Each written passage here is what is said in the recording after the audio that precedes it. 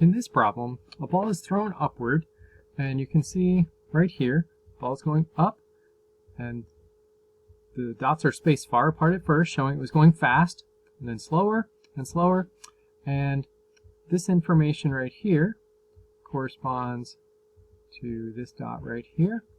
And so this is the way up over here on this row of dots, or column of dots, I guess I should say. And then these three dots show the ball on the way down. And as it's going down, it's speeding up.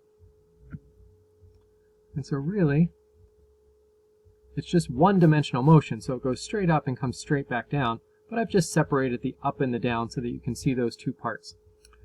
So at the peak, we know that Vy is equal to 0, and we don't know how high that is. We don't know how fast it was going when we let go of it, but we can call the bottom position 0. We know the velocity, well, we know the speed when it was caught was 5 meters per second, and we picked up to be the positive y direction. And so that means that this is going to be a negative 5 meters. We also know that the time for it to get from here all the way up and back down to here, we know that total time for the whole thing is 5 seconds. And we know the acceleration during this time, 9.8 meters per second squared downward. And since we called up as positive, that becomes a negative number. All right, now we can look at our equations. We could say Vy equals V naught y plus AYT. And don't worry, if that wasn't the first equation that came into your mind, that's not a big deal. If you wrote down some other equation, found out it had two unknowns, just keep going until you find either two equations, two unknowns, or one equation that has just one unknown. So we can look here. We know how fast it was going at the end of the time period. We don't know how fast it was going at the beginning of the time period. Oh, and that reminds me, I forgot to write in my target variable. My target variable is V naught y. We expect that the ball was going upward when it was thrown. In fact, it says that.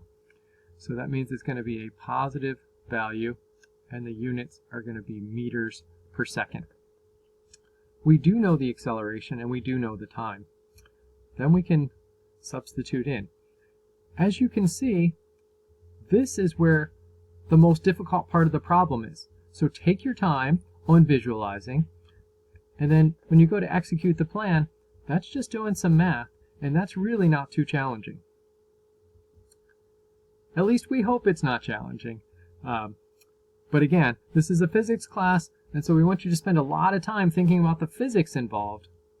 And then when it comes to time to do the math, yeah, it takes some concentration.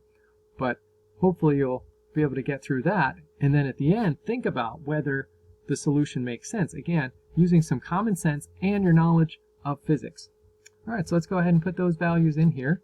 So negative 5 meters per second equals V naught y minus 9.8 meters per second squared times 5 seconds. I could have written plus negative 9.8 because it has a plus sign there, and then this value is negative, but I just find it more clear to write it this way. Negative 5 meters per second equals V naught y minus 49 meters per second. We had meters per second squared, and again, it's more clear if you write your bars horizontally. So then you can see meters per second squared times seconds, and we get units of meters per second. We're now going to add 49 meters per second to both sides, and so we get 44 meters per second equals V naught y. Is the solution complete? Yes. It's actually a multi-part problem, but we're just going to do part A in this video, and we'll get back to the other ones. The sign is correct. We expected it to be positive. We expected units of meters per second. Is the answer reasonable? Well, not exactly. It is the correct answer, but 44 meters per second, that's around 100 miles per hour, a little bit less than 100 miles per hour. So that's a really tough thing to do, to throw a ball straight upward at 100 miles an hour. So a little bit unreasonable, but not completely crazy. There are people that can throw something 100 miles per hour, professional baseball players.